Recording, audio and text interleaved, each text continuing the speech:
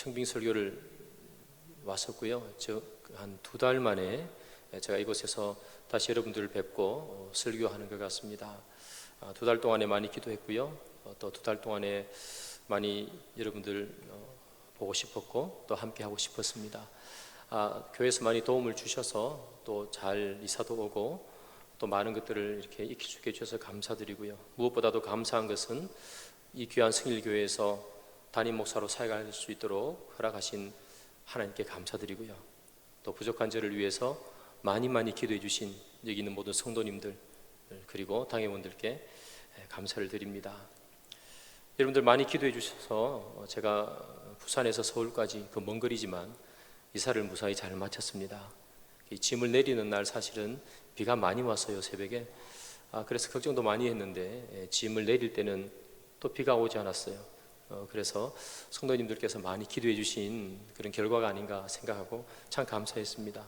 방금 인사한 저와 또 저 아내 승일교회를 위해서 또 성도님들을 위해서 열심히 헌신하고 또 겸손한 마음으로 여러분들을 섬기도록 하겠습니다.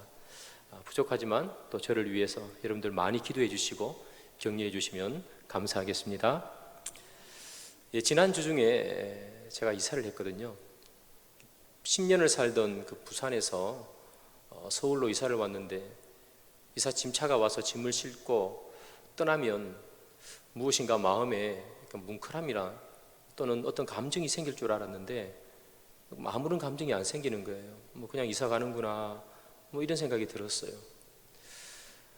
그래서 그냥 서울로 저도 왔고요. 아침에 자고 일어나서 제가 사는 그 사택 아파트 주위를 이렇게 돌 일이 있었는데 아이들과 이렇게 돌다 보니까 그때서야 이상한 감정이 몰려오더라고요. 모든 것이 새롭구나. 아파트 단지도 새롭고요. 걸어가는 길도 처음 걸어가는 길이었죠. 무엇보다도 저를 이곳이 서울이구나 하게 느끼게 했던 것은 부산에서는 들을 수 없는 부드러운 서울 사람들의 말씨, 그런 말씨를 들으면서 제가 이제 서울에 왔구나 이렇게 생각이 들더라고요.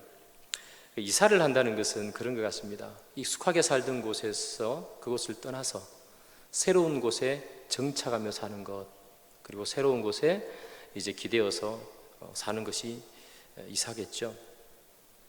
오늘 본문, 여러분들이 읽었던 그 본문은 맥추절과 관계된 본문입니다. 맥추절은 77절이라고 불리기도 하고요. 그리고 오순절이라고 같은 말로 불리기도 하는데 이 맥추절은 어떤 의미가 있는가 하면 이스라엘 백성들이 익숙하게 살았던 애굽 땅을 떠나서 이제 새로운 땅, 가나안 땅에 들어가서 생기는 이야기, 이것이 바로 맥추절과 관계된 이야기입니다. 오늘 맥추절 성경 본문을 보면 이 맥추절을 조금은 이상하게 소개합니다. 오늘 본문을 보시면 이런 말씀이 있습니다. 신명기 16장 9절부터 10절인데요. 7주를 셀지니 곡식에 났을 때는 첫날부터 7주를 세어 내 하나님 앞에 77절을 지키되, 이렇게 말씀하죠. 왜 이상하게 소개한다라고 제가 말씀을 드렸는가 하면 맥추절을 소개하면서 그 맥추절에 시작하는 첫날을 이렇게 하는 거죠. 곡식에 났을 때는 첫날부터 7주를 세요, 이렇게 얘기합니다. 그런데 곡식에 났을 때는 첫날은 무슨 날인가 하면 무교절이거든요. 그래서 이 맥추절을 시작을 이야기할 때 맥추절은 무교절부터 50일이 지난 날 맥추절이 시작되는 거야, 이렇게 얘기하는 겁니다. 즉 다시 말하면 맥추절의 시작을 무교절의 시작으로부터 계산하는 겁니다. 우리 좀 쉽게 우리나라 말로 이렇게 설명하면 이런 겁니다. 여러분, 추석이 9월이잖아요. 보통 추석은 9월 말쯤에 시작돼, 이렇게 얘기하는 것이 아니라 추석은 구정이 시작된 날로부터 약 200일 후에 추석이야, 이렇게 이야기한다는 거예요. 그렇게 이야기하는 이유는 뭘까요? 추석과 구정을 연결시키기 위함이죠. 맥추절을 무교절과 연결시키는 이유는 바로 이 맥추절과 무교절이 밀접한 연관을 가지고 있기 때문에 그렇습니다. 그렇다면 어떤 연관을 가지고 있을까요? 이스라엘 백성들이 출애굽을 하면서 애굽 땅을 나오면서 먹었던 음식이 있습니다. 어떤 음식인가 하면 누룩을 넣지 않았던 떡을 먹었습니다. 그것을 무교병이라 이렇게 부릅니다. 이스라엘 백성들은 무교병을 먹으면서 출애굽을 합니다. 그리고 그 무교병을 먹고 출애굽을 한 날을 기념해서 절기를 만들었는데 그 절기가 바로 무교절입니다. 그래서 무교절은 무엇을 상징하는가 하면 이스라엘 백성들이 출애굽을 했구나와 관계가 있습니다. 오늘 본문인 이 맥추절은 또 어떤 의미가 있는가 하면 이스라엘 백성들이 출애굽을 해서 가나안 땅에 들어간 것과 관계가 있습니다. 맥추절은 어떤 절기인가 하면 가나안 땅에 들어가서 농사를 짓고 첫 보리를 수확한 날을 기념해서 맥추절을 지킵니다. 보리를 수확하고 농사를 지었다는 이야기는 정착을 했기 때문에 가능하겠죠? 정착하지 않으면 농사를 지을 수가 없지 않습니까? 그래서 보리를 수확했다는 이야기는 이스라엘 백성들이 이제 가나안 땅에 정착했구나 하는 것을 이야기하는 거예요. 그래서 무교절은 출애굽과 관계가 있고요, 맥추절은 가나안에 들어가서 사는 것과 관계가 있습니다. 애굽을 떠나지 않으면 가나안에 들어갈 수 없는 것처럼 무교절이 없으면, 즉 애굽을 떠나는 것이 없으면 맥추절, 가나안에 들어가는 것도 없겠죠. 그래서 맥추절과 무교절을 오늘 성경 본문은 밀접하게 연결시키고 있는 것입니다. 이런 의미에서 본다면 추수감사절에 우리가 진정한 감사를 드리기 위해서는 두 가지의 감사가 필요합니다. 첫 번째는 무엇인가 하면 애굽을 떠난 것에 대한 감사가 이 맥추감사절에 있어야 합니다.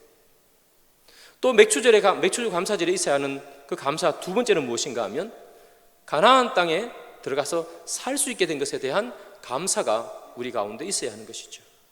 그러면 먼저 애굽을 떠난 것에 대한 감사가 있어야 하는 것, 그것을 살펴보겠습니다. 맥추절을 감사의 절기로 지킨다 할 때 이 감사의 의미는 어떤 감사인가 하면 더 이상 애굽 땅에서 살지 않아도 되는 것에 대한 감사예요. 내가 출애굽한 것에 대한 감사인 것입니다. 왜냐하면 맥추절은 무교절과 연결되기 때문에. 그래서 맥추절에 감사한다는 것은 내가 애굽을 더 이상 밟지 않아도 되고, 애굽 땅을 내가 기초로 해서 살지 않아도 되고, 애굽의 통치를 받지 않아도 되고, 애굽 땅에서 생겨나는 것으로 내가 기뻐하지 않아도 된다는 그런 영적 의미를 가지고 있는 것이죠. 그래서 우리 모든 성도의 감사의 가장 기본은 무엇인가 하면 바로 이 애굽 땅, 즉 멸망받을 땅을 떠난 것에 대한 감사가 우리 성도의 모든 감사의 기본인 것입니다. 애굽 왕 바로로 상징되는, 그리고 대표되는 세상에 속한 인생이 아니라, 그리고 세상이 주는 그것 때문에 기뻐하는 인생이 아니라, 그리고 그것을 발판 삼아 살아가는 그런 존재가 아닌 것에 대한 그 감사, 나는 하나님께 속한 사람이라는 것, 그 감사가 있지 않으면 우리는 어떠한 감사도 할 수가 없는 것입니다. 그래서 맥추절을 시작할 때 애굽을 떠나온 것에 대한, 즉 무교절의 날과 연결시키는 이유는 우리의 감사의 모든 원천은 출애굽한 것, 우리가 마귀와 사탄의 손에서 벗어나는 것에서부터 시작하기 때문에 맥추절의 시작을 무교절의 시작과 동일시 놓는 것이지. 사랑하는 여러분, 그런데 우리의 삶은 어떤지 한번 살펴봅니다. 우리는 하나님의 자녀라고 이야기하지 않습니까? 우리는 하나님의 자녀라고 이야기하는데 우리는 과연 애굽을 완전히 떠난 삶을 살고 있습니까? 우리는 애굽과 단절한 곳에서 살고 있는가요? 애굽이 주는 기쁨과 애굽이 주는 즐거움과 단절한 채 가나안 땅에서 주는 하나님께서 공급하시는 것만으로 우리는 감사함을 누리고 사는지요? 하나님은 애굽과 단절 없이 그저 가나안 땅에서 생겨나는 감사함으로 감사하는 그 감사를 하나님은 기뻐하지 않으십니다. 야고보서 3장 10절부터 12절은 이렇게 얘기합니다. 한 입에서 찬송과 저주가 나오는도다. 내 형제들아, 이것이 마땅하지 아니하니라. 샘이 한 구멍으로 어찌 단물과 쓴물을 내겠느냐? 내 형제들아 어찌 무화과 나무가 감람 열매를 포도나무가 무화과를 맺겠느냐? 이와 같이 짠 물이 단물을 내지 못하느니라. 한 샘에서 단물과 쓴물이 동시에 나올 수 없는 것처럼 애굽을 떠나지 않고 가나안 땅에서 진정한 감사를 드린다는 것은 있을 수가 없는 이야기지요. 바울은 예수님을 위해서 그가 가진 모든 것을 배설물로 여긴다고 그렇게 얘기합니다. 베드로는 예수님의 부름에 그가 가지고 있던 거물을 버려두는 것으로 반응하지 않습니까? 바울이 그가 가진 그 대단한 것들을 배설물로 여기는 이유와 베드로가 예수님이 불렀을 때 그물을 던져버리고 예수님께 달려갈 수 있었던 그 이유는 다름 아니라 그들이 예수님 알지 못할 때 그들이 가지고 있던 수많은 학식과 인생의 경험과 그들의 대단한 지위가 이제 더 이상 필요 없다는 것, 하나님 알지 못하는 것에서 내가 가져왔던 수많은 것들은 이제 나는 필요 없다는 것, 애국과의 단절을 선언하는 선포인 것이죠. 내가 하나님의 자녀이기 때문에, 내가 하나님의 제자이기 때문에 나는 더 이상 애굽에서 생산된 것으로 내 삶을 영위하지 않을 것이고, 애굽이 주는 것 때문에 내가 기뻐하지 않을 것이고, 애굽에서 생산된 그 생산물을 가지고 나는 그것으로 내 삶을 살지 않겠어. 그것이 내 삶의 인생의 기초를 만들게 나는 가만히 내버려 두지 않겠어 하는 그 선포가 바로 모든 것을 배설물로 여기는 것이고 그물을 던져버리는 것으로 나타난 것이지요. 사랑하는 여러분, 요셉 잘 아시죠? 이 요셉은 애굽의 총리였던 사람입니다. 그 당시 가장 강대했던 이 애굽의 총리였다는 것은 그가 막강한 권세와 막강한 부귀 영화를 누렸다는 것을 동시에 의미합니다. 많은 사람들은 그를 부러워했을 겁니다. 나도 저 사람처럼 되고 싶다. 이 요셉은 마음만 먹으면 못하는 것이 없었습니다. 하고 싶은 것은 뭐든 다 할 수 있었습니다. 그의 권세와 지위가 그것을 말해주죠. 그런 이 요셉이 그의 죽음을 눈앞에 두고 너무나 위대한 유언을 하나 남깁니다. 우리 창세기 50장 25절인데요 우리 다 같이 한번 읽어보겠습니다. 요셉이 또 이스라엘 자손에게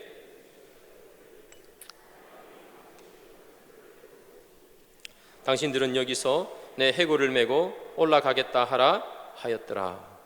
아멘. 요셉은요 자신이 죽어서 무덤에 곧 묻히게 될 텐데 자신이 죽어 무덤에 묻힌 이후에 한참 후에 이스라엘 백성들이 가나안 땅으로 갈 것인데 출애굽을 하며 이스라엘 백성들이 가나안 땅으로 들어갈 때 그때 내 무덤을 파서 내 해골을 함께 가지고 가나안 땅에 들어가다오 이렇게 얘기하는 겁니다. 요셉이 왜 이런 부탁을 했을까요? 애굽에 있으면 그의 봉분이 얼마나 높았을까요? 한 나라의 총리였으니 그의 무덤은 엄청나게 멋있게 꾸며져 있었을 겁니다. 그런데 그것을 굳이 파서 해골을 가나안 땅으로 가지고 가라고 한 이유는요, 이 요셉은 뼛속까지 언약의 백성으로 남고 싶었습니다. 그의 인생은 애굽에서 출세하고 남부럽지 않게 산 인생이지만 그러나 애굽에서 주는 부귀와 영화가 그를 기쁘게 하지 못하고 그를 만족하게 만들지 않았습니다. 이 요셉의 죽어서도 이루고 싶은 그 꿈은 무엇인가 하면 하나님께서 허락하신 젖과 꿀이 흐르는 땅, 그 가나안 땅에 나도 들어가서 약속의 백성으로 살고 싶은 그것이 그 인생의 꿈이었습니다. 애굽의 총리로 사는 것이 아니라 해골이 되어서라도 약속의 땅에 살고 싶은 것이 그의 인생의 소망이었고 꿈이었습니다. 그래서 이 요셉이 유언으로 남기는 것 아닙니까? 내가 살아서 하나님께서 허락하신 땅에 가고 싶지만 내가 살아서 갈 수 없으니 이제 내가 죽어서라도 내가 해골이 되어서라도 나는 하나님의 땅에 묻히고 싶구나. 요셉은 그런 이야기를 하는 것이죠. 요셉은 비록 몸은 애굽 땅에서 살고 있었지만 그는 애굽에 발을 디딘 인생이 아니라 가나안 땅을 바라보며 가나안 땅에만 발을 딛고 살아가는 인생이 요셉의 인생이었습니다. 우리가 언제나 넘어지는 부분들이 이런 부분들 아닙니까? 한 샘에서 단물과 쓴물이 같이 나오는 우리의 삶. 때로는 하나님 앞에서 거룩한 삶을 살다가, 때로는 세상의 이익 앞에서 세상 사람처럼 살아가는 우리의 인생. 좁은 길을 걸어가야 한다고 하며 좁은 길을 걷지만, 그러나 넓은 길을 바라보면서 또 한 다리를 넓은 길로 걸치면서 살아가는 인생. 이것이 저와 여러분들의 인생이고 풀리지 않는 인생의 숙제 아닙니까?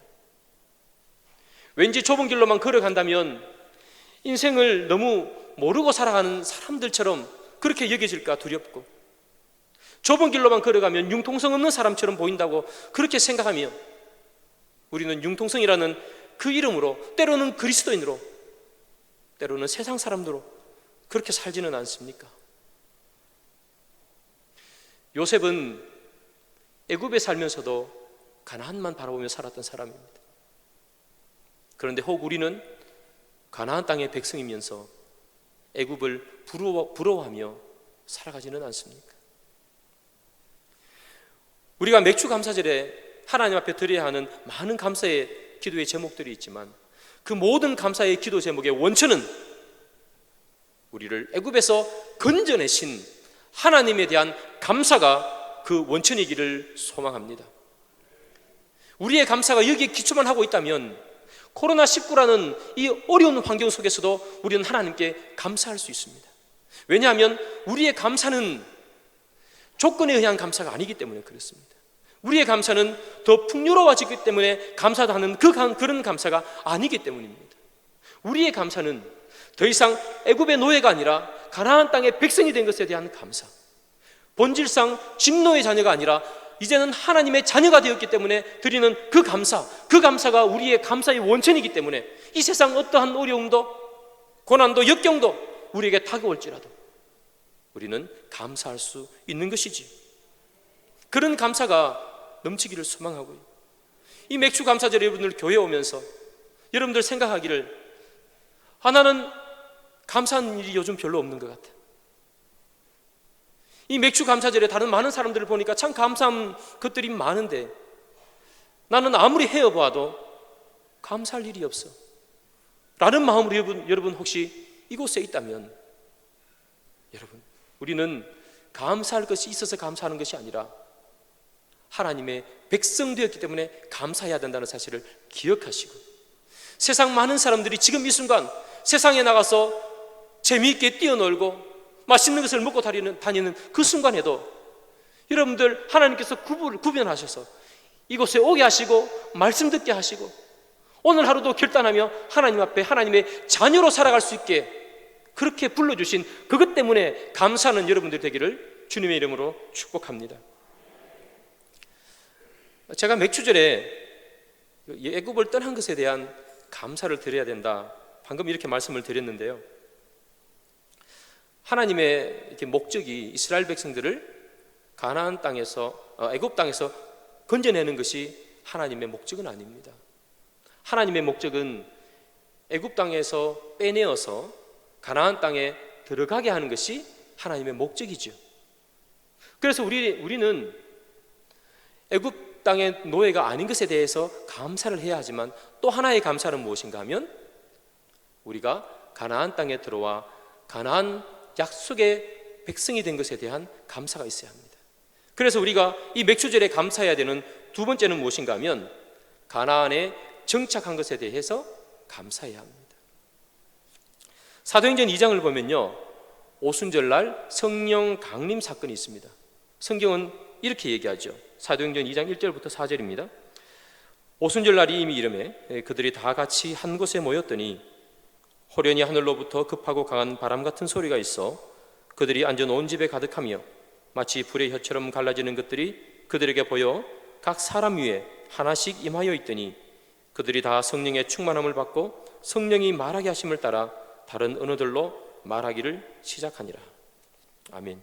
자, 이 장면은 예수님께서 부활하시고 승천하시고 난 이후에 약속했던 보혜사 성령님께서 제자들에게 임한 사건이에요. 이 오순절의 성령 강림 사건이 왜 중요한가 하면 예수님께서 이 땅에 계실 때는 예수님께서 제자들을 직접 돌보셨습니다. 그러나 예수님께서 부활 승천하시고 나니까 누가 제자들을 돌보는가 하면 보혜사 성령이 내려오셔서 제자들을 돌봅니다.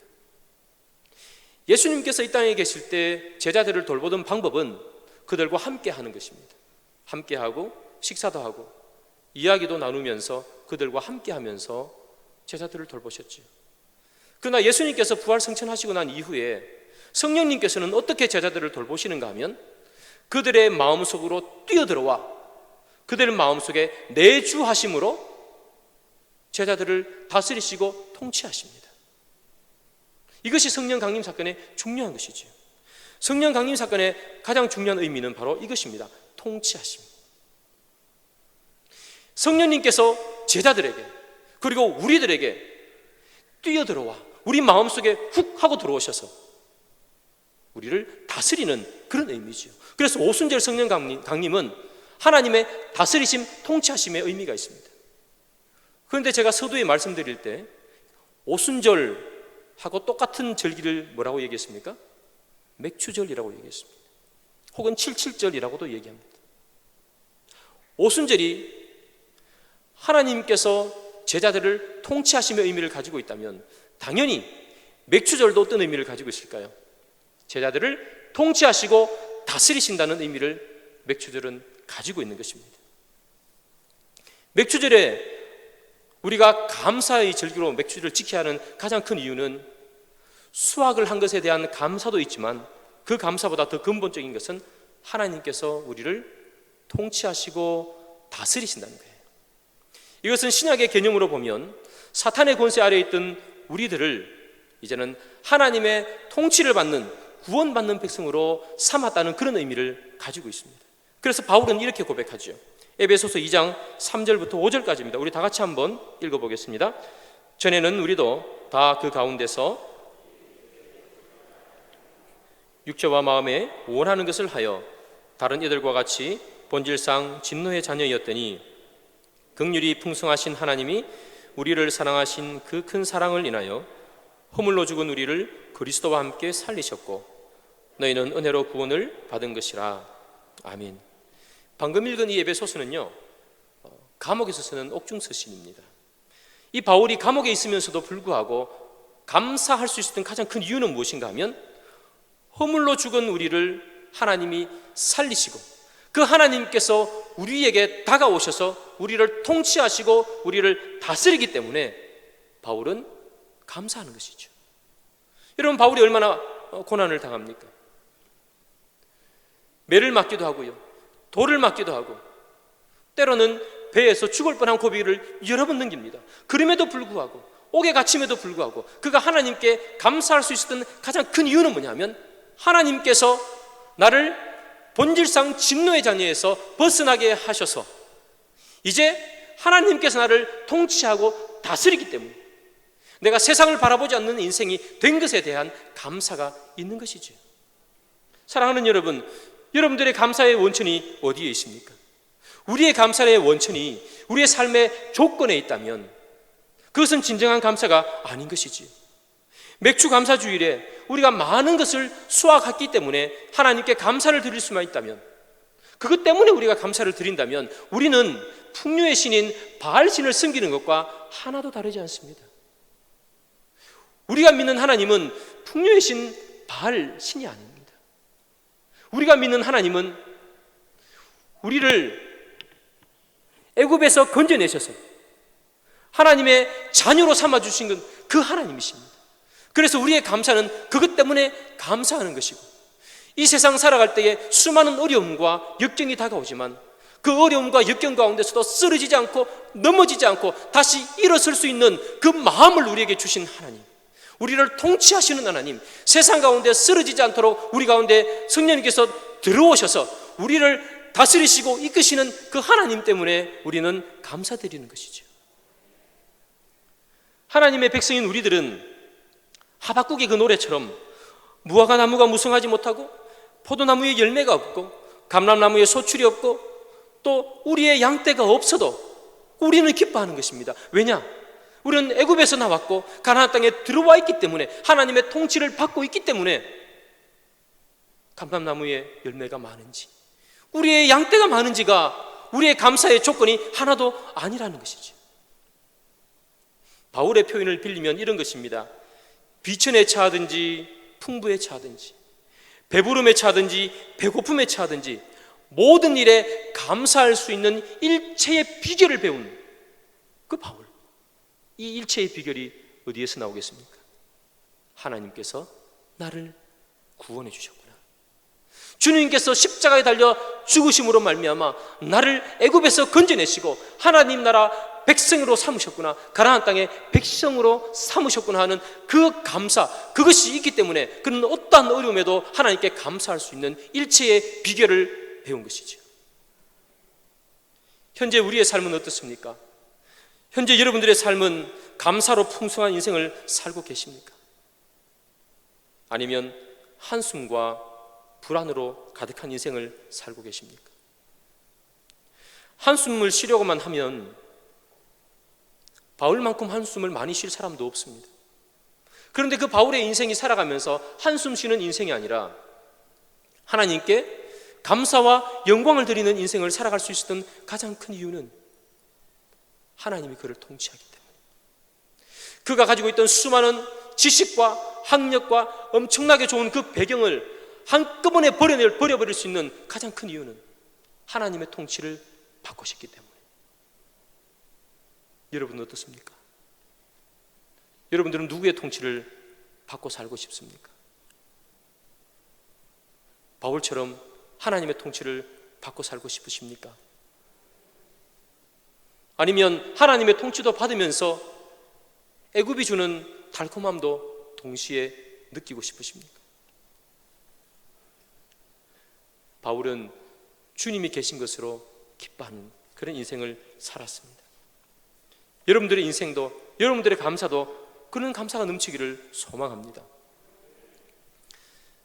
제가 5월 달에 설교를 하고 오고 그날 오후에 우리 원로 목사님을 통해서 전화를 받아서 담임 목사로 결정되었다는 말씀을 들었습니다. 그때 참 기쁘고 감사했습니다. 저희 아내와 제가 나란히 앉아 있다가 참 감사해서 눈물을 살짝 흘렸습니다. 저는 눈물을 보이지 않기 위해서 하품하는 척 그렇게도 했었는데요, 참 기뻤습니다. 제가 정말 기뻤던 이유는 무엇인가 하면 한 교회의 담임 목사가 되었다는 것, 그것 때문에 기뻐한 것은 사실은 아닙니다. 제가 기뻐했던 이유는 제가 목사이기 때문에 목회를 계속해서 할 수 있다는 것, 그리고 설교자이기 때문에 설교할 수 있는 강단이 또 생겼다는 것, 그리고 목자이기 때문에 내가 돌볼 양이 생겼다는 것 때문에 감사했습니다. 목사로서 목사의 정체성을 가지고 살 수 있게 된 것에 대해서 참 감사했습니다. 사랑하는 여러분, 한숨이 가득한 우리의 인생 가운데서 여러분들은 어떤 감사가 있습니까? 저는 여러분들이 많은 것을 가진 것에 대해서 감사하는 것도 얼마나 소중합니까? 저는 여러분들이 다 잘 되기를 소망합니다. 그러나 정말 여러분, 우리의 감사의 가장 깊은 곳에 있는 기본은 무엇인가 하면 내가 성도인 것에 대해서 감사해야 합니다. 주일날 놀러 가지 않고 여기 나와서 예배 드릴 수 있는 그런 사람이 되었다는 것에 여러분 감사하셔야 됩니다. 내가 성도의 정체성을 가지고 이곳에 나와서 예배 드릴 수 있는 것에 대해서 감사하셔야 됩니다. 그것이 모든 감사의 기본이고 원천입니다. 내가 많은 것을 가지기 때문에 감사한다. 그러면 여러분, 많은 것을 잃어버리면 우리가 감사가 아니고 불평밖에 더 나오겠습니다. 제가 목사로서의 정체성을 가질 수 있게 된 것에 대해서 감사한 것처럼 여러분들도 내가 성도로서 오늘 하루도 하나님 앞에 나와 예배 드릴 수 있는 그것 때문에 여러분들의 인생에 감사와 감격이 넘치기를 소망합니다. 오늘 본문을 보면요, 맥추절에 감사하고 기뻐하고 즐거워하라라고 이야기합니다. 맥추절에 수확이 많기 때문에 감사하라 그렇게 얘기하지 않습니다. 그냥 맥추절이 오면 감사하는 겁니다. 농사를 짓다 보면 어떤 때는 풍년이 들겠죠. 또 어떤 때는 흉년이 들기도 할 겁니다. 풍년에 감사하고 흉년에 불평하라 그런 얘기 하지 않습니다. 이스라엘 백성들에게 하나님께서 하시는 말씀은 흉년이 되든 풍년이 되든 맥추절이 오면 감사하라는 겁니다. 그것은 무엇입니까?